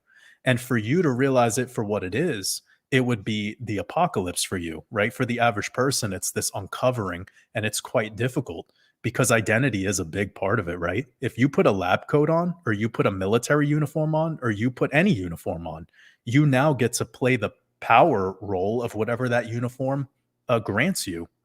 You feel me? So we're all just deciding what uniform do we want to put on in this world. I mean, I know what I decided to do, and I absolutely love being in my anonymous role. I get to do everything I want to do exactly the way I want to do it, and I don't get censored. And it's a great opportunity to spread the truth. Yeah, I agree. Well, 100%. Yeah, you're more anonymous than I am. I'm kind of famous in two ways. One, because I have provided original research. Two, the force of my personality. I'm a useful idiot. But three, my criminal records made me pretty famous. So I really don't give a damn. But I'm not in the shadows. I'm pretty much out there. But I agree with you. We're able to say the things we say, even if we're speaking the truth, and it's awesome. Now, I do practice exclusions though. And this is why I probably haven't been censored like other people have. It's because I deal in concepts. I talk about concepts, about how messed up the world is. Race is a concept. I'm not doing what some of these channels are doing. As soon as a politician does some evil stuff, I'm dropping videos about him, giving him up, doing a documentary on. Yeah, That's why a lot of people, when you focus on the particulars, then they start getting mad at you. So I kind of deal with phenomena and I deal with concepts. But other than that, I tell it like it is. Yeah, it's revealing where you're at with it. And I think that's what most people care for. That's what most people are tuning in for. They want to know where you're at with whatever it is. And I think a lot of the time, of course, when a cultural moment goes down, people come to people like us and they want to know how we feel. And most of the time it's just a reminder to like check in with the ego. Like, does this serve your purpose to know more about the script? Sure, it could for some people. But for 99% of people, it just puts you back in the gerbil wheel. Like, do you want to be stuck in the playpen just because you know a little bit more about how this all went down and why it went down? But at the end of the day, rituals are rituals. Magic is under the wizard's intent. And if you want to be the wizard, you can. Like, you can do that too. What costume are you putting on today? Like, what role are you playing? It's funny. Like, I believe we have Halloween every single day of the year except for October 31st. It's the only day you actually see people. Yeah, dude, I'm on board with you. I can go into a meeting. I can wear my little button down long sleeve shirt. I can go in there all dress slacks, and I can sit in there with the best of them, and we can discourse about all kinds of things, and not a single person in that room will ever even suspect that I spent 26 years in prison. Or I can get on my motorcycle and go right down to the old hole and sit with a bunch of guys, man, and shoot the shit. And anybody walking in there would never in their wildest imagination look at me around all the guys and think that I'm hosting a YouTube channel. So I get it, dude. We do assume multiple identities throughout every single day. I'm in agreement with you. I've done my best too in my process to try to not be anything for anybody for any particular reason. Like, one of my favorite things is like whenever I need to get a ride, I'll get an Uber or something, and I take that opportunity to see how vulnerable I can be with that person to get them to be vulnerable. And it's amazing because we have, as so-called truthers, this like beliefs, and I'm not speaking for me or you, but I'm just saying sometimes that's what this all gets wrapped up under in the judgment of it all. It's that some people are awake and a lot of people are asleep, right? Or people use this term NPCs, and they just mark everyone off who's not you or not following this channel or whatever as non-player characters. And first of all, that's not helping anybody's case on the individual level. But second of all, you're kind of shutting down where everyone's at. And most of the time, I've actually come across people who are cashiers, who are the dude at the bar just shooting the shit with them. And like, I see the humanity in them because I allow the humanity in them. And that comes with you being able to be in flow state. It's not flow state if you walk into every place with the judgment of where you're at versus where they're at. It's when you walk into every place and you can become a chameleon in a room full of vultures. It's like, I know that the room is mostly filled with what you would call so-called NPCs, but that doesn't mean that's how I'm going to treat people. Like, I treat everyone as a reflective mirror of where I'm at. My behavior and the way that they operate with me, the way that they communicate with me is what teaches me more than me going into rooms trying to teach people. I get it, man. 100%. It's an awesome world. It's full of awesome people. And I can go through public and meet some truly unique individuals that I would have never suspected would have been, being to engage in dialogue about all kinds of things you would think that weren't normal. But it's the abnormal topics that are becoming more normal today. And I'm pretty sure they check in with you like they check in with me just to see if they're still normal. Because I know people come to my channel and they think, damn, I'm so glad Jason said that. I thought I was the only dumbass in here. That validation is something that people want too, of course. I mean, naturally, when people go down this amusement park of seeking truth, it's very much some people it's like a haunted tower of terror. But for some, it's a very amusing, fun, entertaining experience, and they want the validation too. So when some people hear my take on the market, or they hear my take on astrology, or they hear my take on numerology, and it's quite nuanced because I don't learn from many people. I love to take ideas and topics and just shut off the outside and just go into like jam band mode. Like, I'm going to solo my way through this whole thing and see where I stick. Because ultimately at the end of the day, that's what makes this art. Like, it's not just copying other people. And you said a little bit earlier about one of the things that makes you famous is because you have unique original research and art that you've created, like stuff that at the end of the day, nobody can copy that. And if they were to, well, it would be sourced right back to you, which would just make them look like a fool for not sourcing you in the beginning. And that's an incredible posture to sit at. You know, one of the things do you know that band Tool? Yeah, hell yeah, I love Tool. Yeah. I fucking love Tool. Man, I'm a metalhead, man. Don't get me started. Yeah, have you ever listened to that band Deaf Heaven? Deaf Heaven? No. I'll send a track to you later. But anyways, yeah, this band Tool. One of the things that I love about Tool is, you know, you could cover them if you're talented enough. Like, sure, I don't think you could get close to Maynard's voice. And like at the end of the day, Tool's gonna be a hard band to cover. Exactly. And like, that's the thing. Their original music, like, you can try all day to mimic that, but the way the music was designed initially is so unique and so real, right? It's a genuine expression of where those dudes were at with whatever was going on in their life and their process. And it's like uncoverable in a sense, you know, but then you get to like Doja Cat or Lady Gaga or whatever. And it's like, this shit it's been carbon copied and replicated billions of times by the industry. And I tell people all the time, if you're at a tough spot right now, like if you're struggling, you're trying to become successful, or you want to do something that makes you feel purpose in life, don't be a fucking cover band. Okay? Yeah. And if you're not talented enough or have enough skills or have enough confidence, it's okay to source what you're influenced by. It's okay. Yep.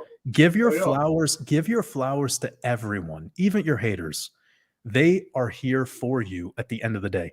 Like Judas helped Jesus. Only the real ones know, though. The people who you think are betraying you are not. Like, because at the end of the day, when you get crucified, you still resurrect, as long as you respond to it the right way. Like, you could take it personally, you could get worried, you could go into attack mode, right? I know you have a lot of people that come after you in your research. Being in attack mode consistently,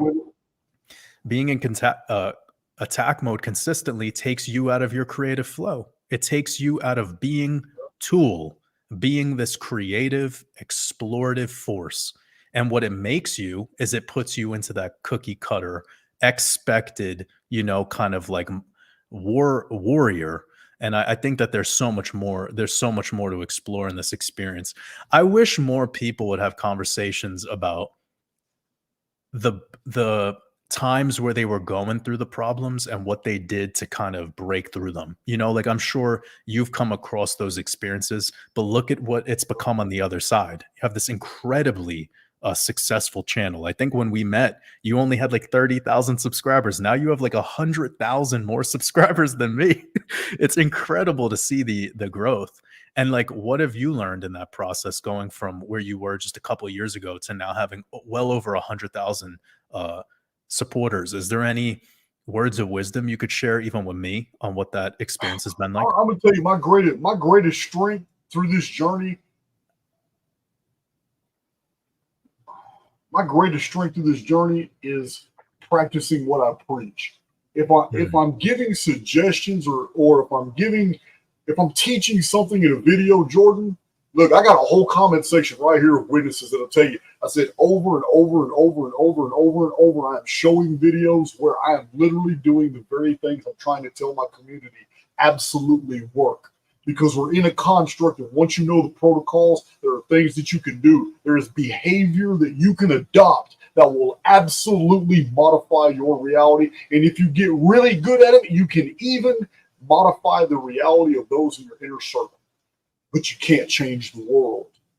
From the beginning, I've been telling people, you just can't change the world. The construct is fixed. You're not here for that purpose. And when you fully embrace the idea that, damn, this is an evil, sorry ass world. I hate it when those sharks kill those seals. I mean, I hate it when that spider hits that victim with that venom and that poor bug just gets wrapped and then eaten alive. You know what I mean? This predator versus prey ecosphere, when you finally just accept it, say, you know what?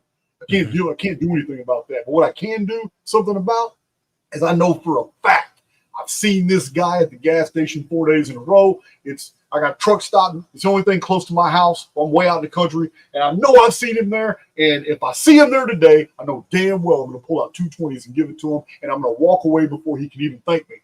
And then when I do it, it's just crazy. Everything goes right for me for 3 or 4 days. It's just amazing. And then I've had these stories where I shared with my community, Jordan, where I almost died one time. And in this neighborhood right here, I was incapacitated. I could not move. And an old lady who's dying of cancer with a hunchback who can't even get out of bed till noon and then is already back in bed by 6 o'clock at night. Mm-hmm. And she's known in the neighborhood and people give her things and she gives people things. And this is her life. She has no income. She has nothing. I live out in the country and it's all spread out properties. And when she makes her rounds, she's either giving stuff to somebody that she doesn't want and getting something from the next person. That woman brought me a pork roast, a whole pork. I couldn't even get up and cook. She cooked the pork roast, cooked the vegetables, nursed me back to life, got me. I got energy and I was feeling really good. And I never forgot her face ever. 2 years later, when it happened, I got on YouTube instantly and went live. The video's still on YouTube. But when this happened, over 2 years later, I pulled into a gas station. I'm now making really good living.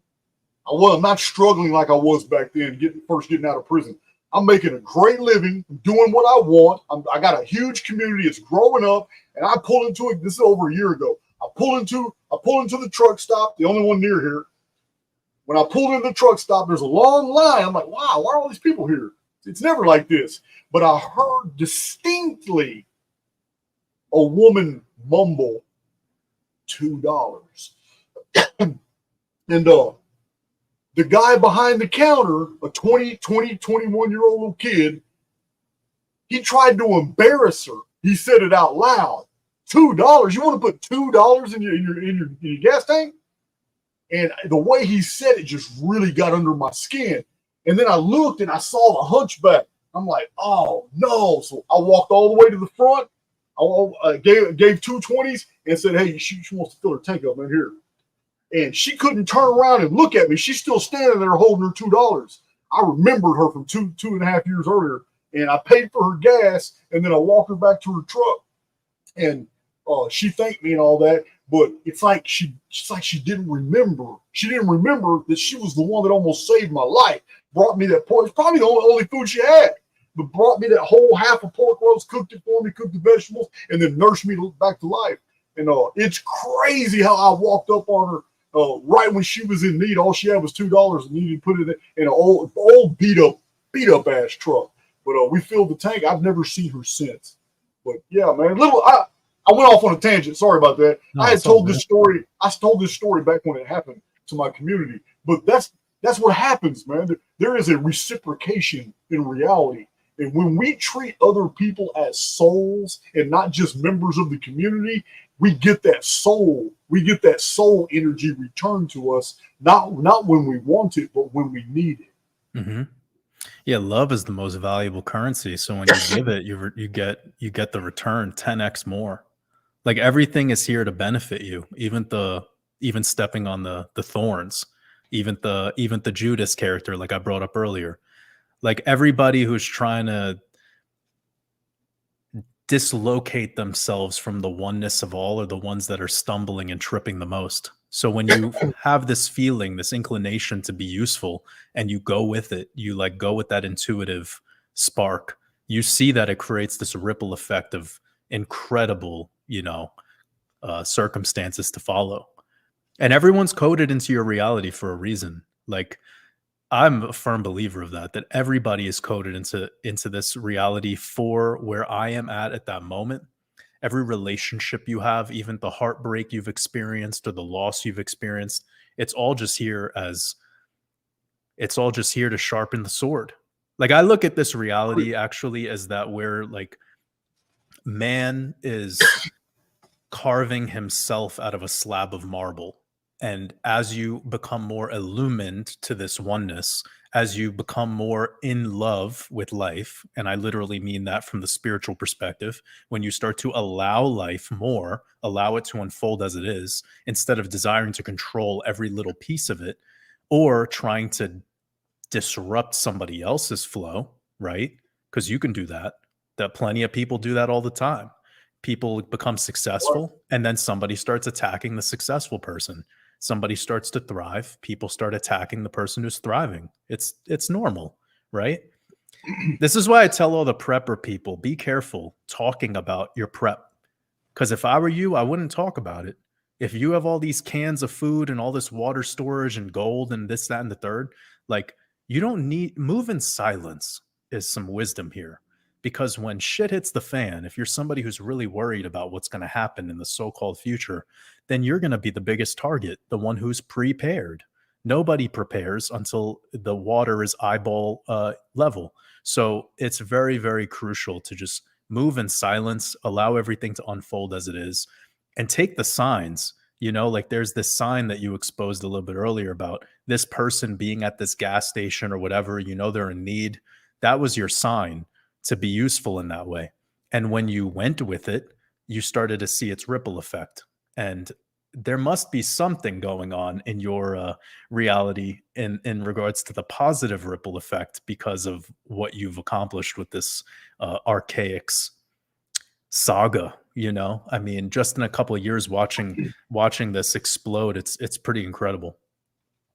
Yeah, thank you, man. I mean, you know that your boy Logan Jason had a lot.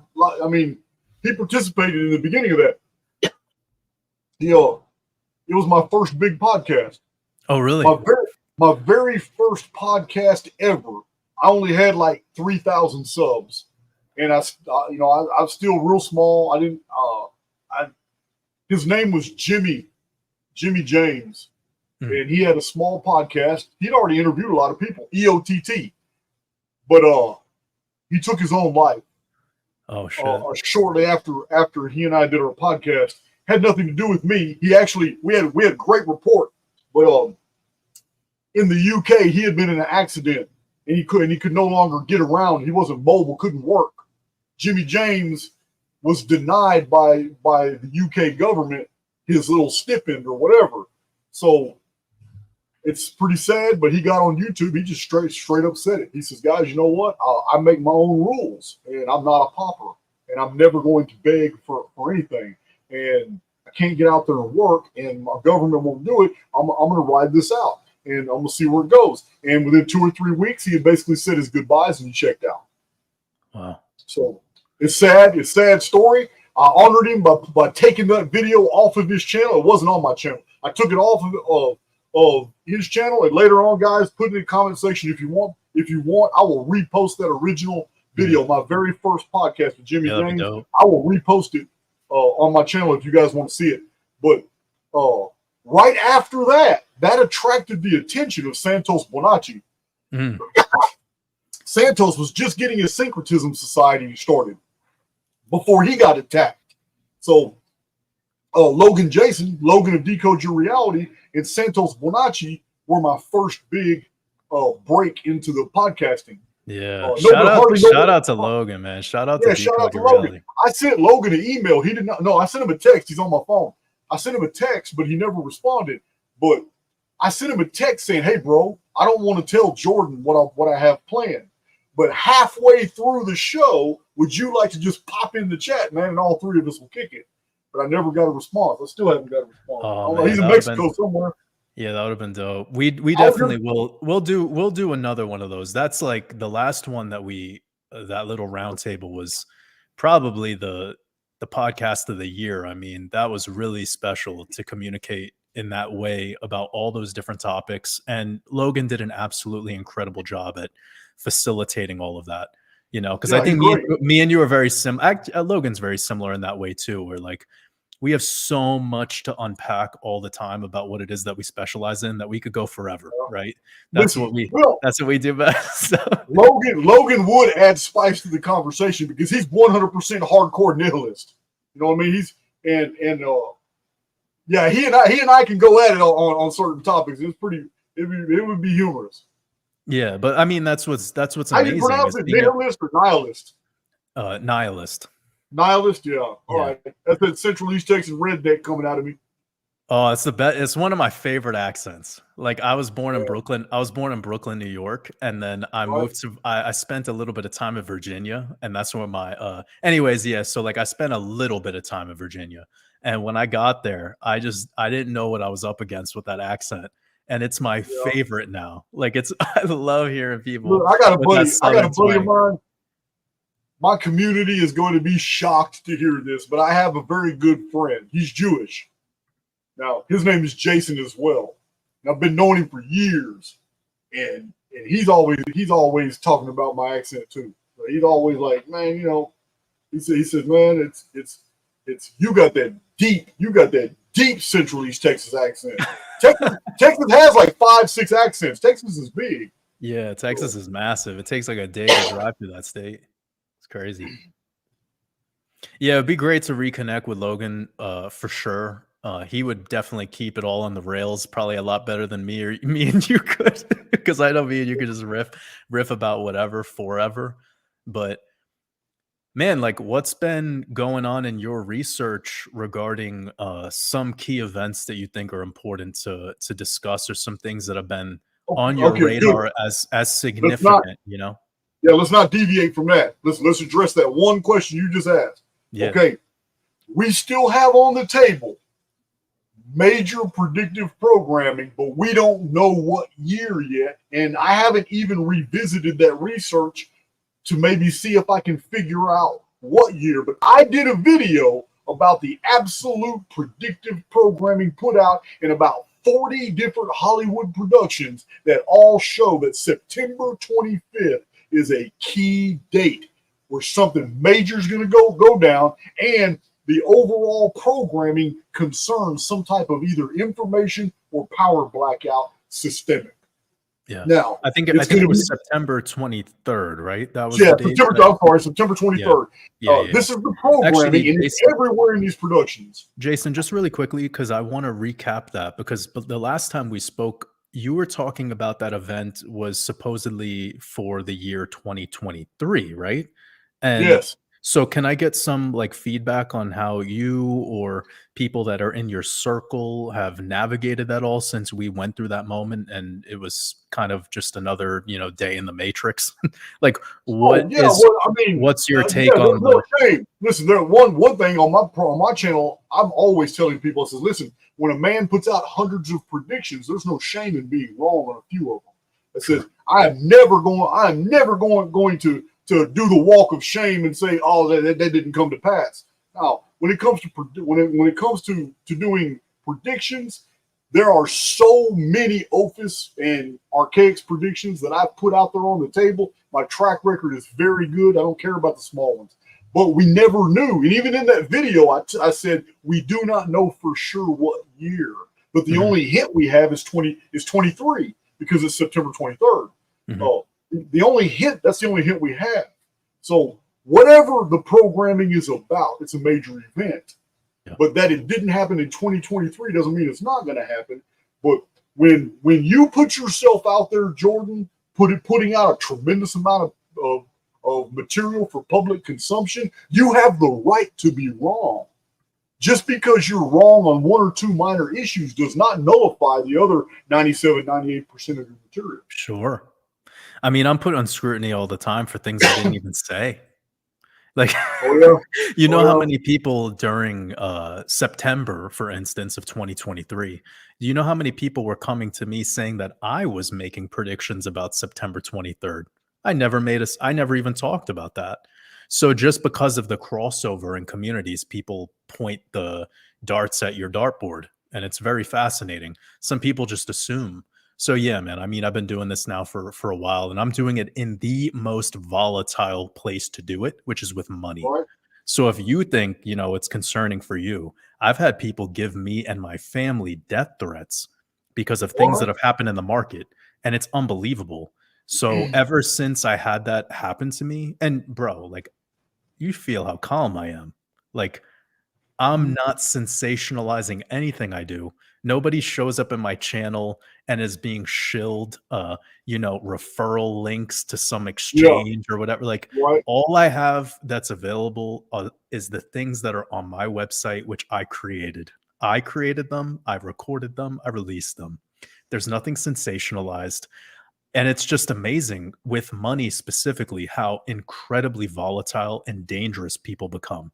So yeah, like I mean, because I'm working with quote predictive analysis specifically with markets and this money game, it gets rough. So I totally get it. But my Yeah. my thing to circle back to is the importance of this month and this year, and how there is a couple of things to consider. I'll just name a couple for everyone. First and foremost, this will be the first Friday the 13th of the year. So we have a Friday the 13th here in September in just 11 days. We also Okay. have a lunar eclipse coming up this upcoming full moon, which is September 17th. Now, what's really incredible about the placement of this full moon, this partial lunar eclipse, is that it's going to be during the 38th week of this year. Now, the significance of this number 38 is 3/8 or 888 becomes 24, and we're in the Gregorian year of 24. And during this particular time frame, it's before the transition into the new Hebrew year. We're actively in the Hebrew year of 5,784. And of course, that's the exoteric number. I know there's corrections. I know there's a more accurate number, but I'm giving you what the populace knows. I'm giving you what, if you walk through Brooklyn and asked a Jew to his face, what Hebrew year is it? He would say it's 5,784. Okay. So before I get it. anyone nails me up, I'm letting you know this is the exoteric thing. Okay. So Right. 5,784, 5,784 reduces to 24. So we have the Hebrew year reducing to 24, Gregorian year of 24. We have the 38th week, 3/8 is 24. And guess what? The first day of that week is a 24 date numerology, leading you into September 17th, which is the eclipse. Now, what's so incredible is if you take from October 7th, 2023, which was the day that Israel declared war on Hamas and that kind of World War III narrative became more a reality, I suppose. If you Yeah. take from that date to September 16th, it's 11 months and 9 days, the 119 code or that 9/11 code. And again, we have this particular 9/11 is falling on a very specific date numerology of a 19 date numerology and a 64 double digit date numerology. And that's the same day of the Trump assassination attempt. That's also the same day as Trump's birthday. So Trump's birthday and his assassination attempt are both on a 64 and a 19 date numerology. That's incredible. The fact that he's also kind of becoming the man of the hour, if you will. And his sentencing, allegedly, his sentencing is right on that lunar eclipse. So I want everyone to be aware this upcoming lunar eclipse is powerful. It's not quite September 23rd, but of course, if you have millions of movies out there in Hollywood predictively programming the September 23rd thing, then then don't fall for it, is what Yeah. I would say. But Jason, I do have one thing I want to quickly show you, and I've never shown anyone else this. So real quick, if I could pull it up, I'm going to try to find it for you. A screenshot of something that a supporter sent me. So shout out to Olivia. I'm going to try my best to pull this up. As soon as I see it, I'll click it. Can you see the screen cap up here? Yeah. All right. So I haven't done the decode on this yet. It's just me showing you something that a supporter sent me just a couple days ago. I'm working on a decode in it, but I wanted you to see this. So this is from the movie Leave the World Behind at the timestamp 2 hours and 11 minutes. And when you look at this White House emergency alert. This is where shit really started hitting the fan in the movie, right? And this movie, again, it kind of is this blackout situation that leads into a civil war in the United States of America. During the same year that we had a Civil War movie come out, right? By A24. So they're really, really predictively programming specifically the states of Texas and California and this idea of civil war. And this emergency alert, if you look at the numbers here, you have, and this is again similar to what you shared with all the Hollywood movies showing you the September 23rd leak. Well, here you have 9/17, and then it literally says 2 as T0, 2, 2, 4. So to me, this could very well be revealing September 17th, 2024, which is the upcoming lunar eclipse. And the fact that this is a 17, let me just share the significance of that. 17 is the 7th prime number. And September, again, is septem, 7 in Latin. So you have this 7 code that you can't deny the 7s when it comes to Zionism, the apex predators, kind of mind parasite. So I'll leave it at that. I think September is incredibly powerful. 17 is the Q number. 17 is the number for like Trump, I guess. Exactly. It's the number that they most associate to him, but yeah, it's. Yep.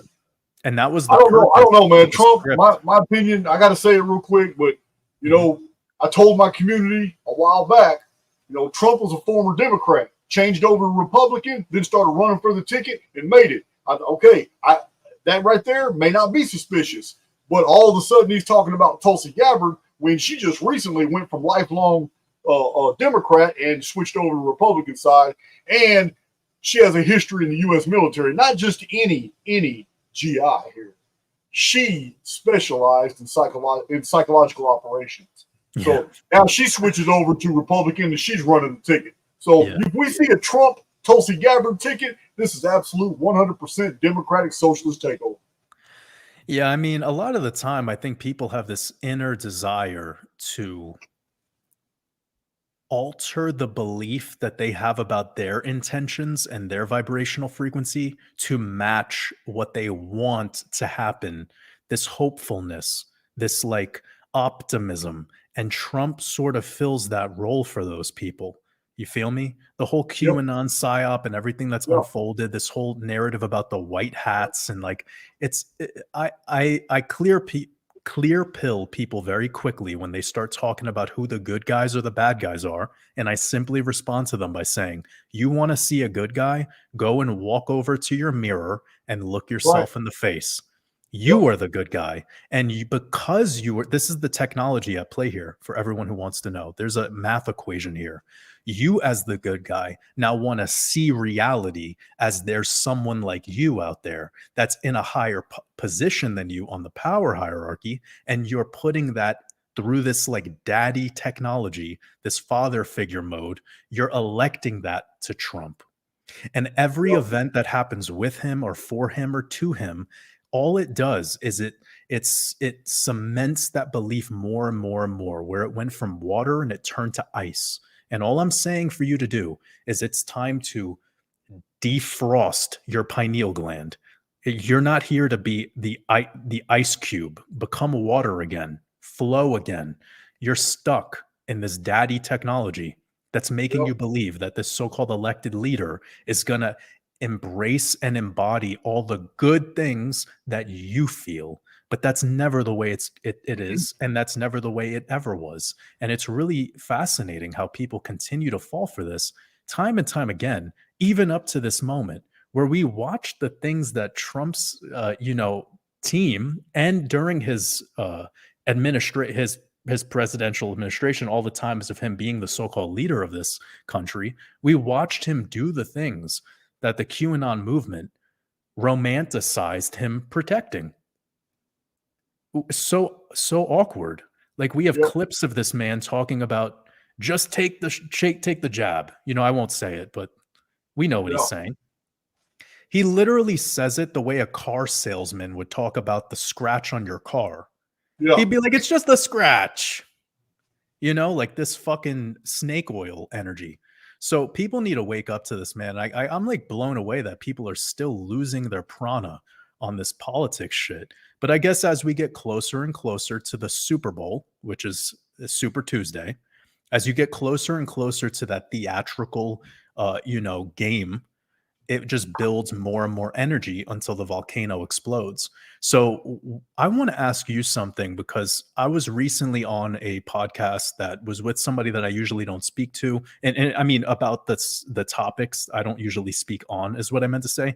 I'm usually being brought on to talk about markets and crypto, etc. But it was more like with you situation where we could talk about a lot of different subject matters. And they were asking me my take on what ifs, if Trump or if Biden, because it was before the Biden step down moment, what would be the reaction to that? And I was thinking to myself all along, and I even had a decode that showed him, Biden, not being a part of this next election cycle, whether it was from passing away or something, but he was not going to be a part of it. I had all the writing clear as day in all the decodes I was doing, so I didn't need any confirmation or validation for that. I knew that would happen, but I was very vocal to him, and this is where I want to hear your take on it. I was very straightforward where I said, if Kamala Harris is to become the president in however it ends up happening, that could create a very volatile America, like an America that might not feel so fun to be in. And again, not fear porn, not me trying to predict some doom and gloom moment. I was revealing to him that you kind of want a Trump in this battle royale. If you want to have a reality that's a little less volatile, that's probably where you want to lean with your hope. So what's your take on this? How would you envision a Trump loss? Okay. Well, first, I'm gonna offer you this, because my Archaix veterans know this. As long 8 days after Trump was removed from office, 2021 January, I released a predictions video saying that Biden, according to date sequence predictive analytics output, President Biden will not finish his term. That was a very bold prediction for something in the first week of the man being in office. All right. So ever since then, people have been on my butt. Oh, Jason, Biden's, all my trolls, Biden's still in office, Biden's still in office, Biden's still in office. But in the end, the prediction came true. So I've really had my finger on the pulse on a lot of these events going down. But what I'm seeing is something, what I just recently addressed on my channel, is that they're literally showing us how nefarious, how evil, how corrupt all the politicians are. They're giving us the game. They're showing us where WEF, Justin Trudeau, this new guy over the UK that initiated his new policies, have initiated all these stabbings. We see the corruption. It's literally handed to us on a platter for us to see. We are being oversaturated with so much bad news. It's getting people to the point where they're desensitized. They're just fed up with the system. People are just lost faith in republicanism. They've lost faith in the whole political system, in the voting system, and it's all by design. It's all by design. I can foresee a series of events right here in the United States where I can see where Trump would be inserted as a hero. And even though people are suspicious of him, even though we know he's married into a cult family, even though we know he's a part of a Kabod cult and all that, and his daughter's in it, even though he's been over there to kiss the wall and he's loyal to a whole other country, not the United States, even though we know all this, we can forgive him. I'm talking about the collective, because he actually empowers America, stops all the internet. Because this is one of my predictions videos from 4 years ago, where I was talking about Trump, and I said that the man is not going to leave politics. I released predictions videos about Trump having a very unique role. These are 4-year-old videos, having a very unique role of ushering in a whole new economy and a whole new isolationist policy here in the United States. And also, one of those predictions, which a lot of people are starting to see come true, because when the prediction was made, the world was a very different place. But I said, you guys need to watch out. You're going to start seeing signs of the rise of a Christian right.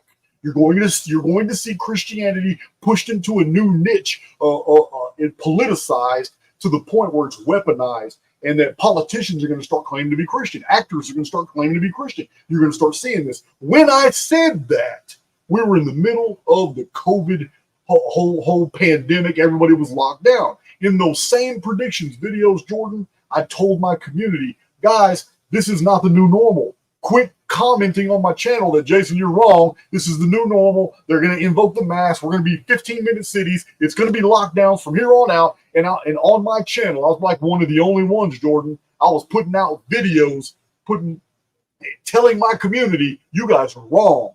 I'm doing the analytics, and this stuff's not going to last 18 months. And you're going to be able to, they're going to lift the travel restrictions. They're going to lift the lockdowns. They're not going to enforce the mask anymore. And it's basically going to be something small in the world affairs. It's not going to be big anymore like they've been trying to push it. Y'all are all wrong. And I was right. I have been studying these political deals, but I just don't talk about it a lot on my channel anymore because it's a farce. It's no longer important anymore. I don't even care anymore because they're all corrupt.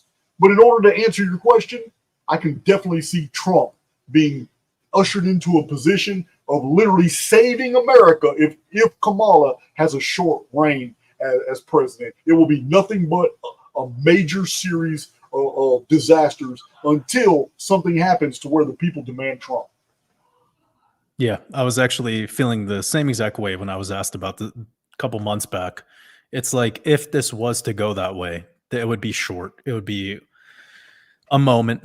And during that moment, I think there'd be so much civil unrest that people will just kind of push it back into the direction that they desire. And I'm not entirely sure if that's good either, because it'll just defeat the whole sense of the purpose of I'm not. voting. Don't misinterpret me, my brother. I'm not saying either one is good, because I don't believe either one. I don't believe either one is good. I believe that as an errant, I am a non-participant. I am here as an observer. I'm a pilgrim. I'm a sojourner. I am here as an immortal being to pass through this bullshit and to observe and watch and teach and try to help everybody and edify everybody around me who wants to listen. But I'm not here to change the world. It doesn't matter if Kamala Harris becomes president, if she becomes the first female in an all-male club. I do not see her surviving very long. I just don't. And then I don't know. In Trump, at his age, he would just be a mere puppet. You already know other people are pulling the strings. So it doesn't even matter which one. It doesn't even matter at this point. Yeah, it'd be amazing if the enlightening moment for the species would be, can we as individuals do a better job at running our own communities? Like, can we just do the work instead of waiting around for somebody to solve our problems for us or telling us how we should live life? We can, Jordan. Dude, we can build our own reality within all this chaos. Yeah, absolutely. And it's just sad that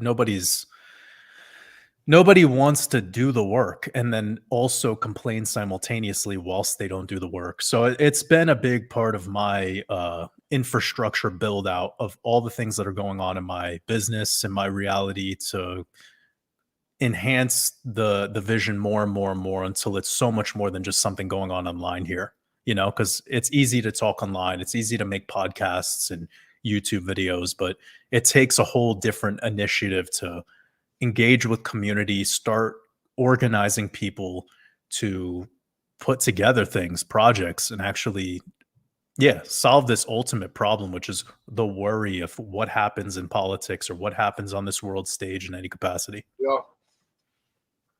I agree, man. I don't even worry about it no more. I used to focus on my predictions videos. I used to focus on the politics and what was going on. I just never even cared. Hell, I even did a video, Jordan, that I showed all the amazing parallels between John Quincy Adams and Donald J. Trump. Amazing parallels in their lives, and especially their wives, because John Quincy Adams was the only president in American history that had a foreign-born wife. Melania also is foreign-born. Trump became the very second president that had a foreign-born wife. Guess what both of them were accused of? Intrigues with Russia. In both scenarios, for 4 years, John Quincy Adams was a victim of the media. It's the reason he didn't run a second term. He didn't run a second term because they beat him up for 4 years. The media just beat him up about all these Russian connections. Yeah, it's That's crazy. That's a I got crazy a whole find, video bro. showing the connect. So if that pattern remains true, Trump's not coming back as president because John Quincy Adams didn't either, but he did come back as Speaker of the House. So we'll see. It remains to be seen. Yeah, 100%. But I know this, my brother, I'm floating in my bladder. I know you saw me drink this coffee and all this water. Yeah. I need to hit this outro, and I love talking to you, man. We'll do it again soon. I'm going to hit this. If you get anything, please keep it under 2 minutes, but please say goodbye to my community. Yeah, man. No, I'm really grateful to connect with you again. It's another amazing conversation. It'd be great to reconnect with you and Logan. That would be something, Hell yeah. that'd be something cool if we could do that maybe before that October solar eclipse. I'm sure Logan has a ton of information on that. And otherwise, what you just showed me, we better do it before September 17th. yeah, I mean, we'll make it happen, bro. Just keep in touch. And otherwise, I appreciate you. I appreciate your community. It's all love. And we'll get together soon for sure. Hell yeah. Thank you for keeping it short, brother, because I'm about to go. Yeah, man. I may need a diaper for my next show. I appreciate you, bro. Much love. Take care. Love you guys. All right. Let me find out what my outro is.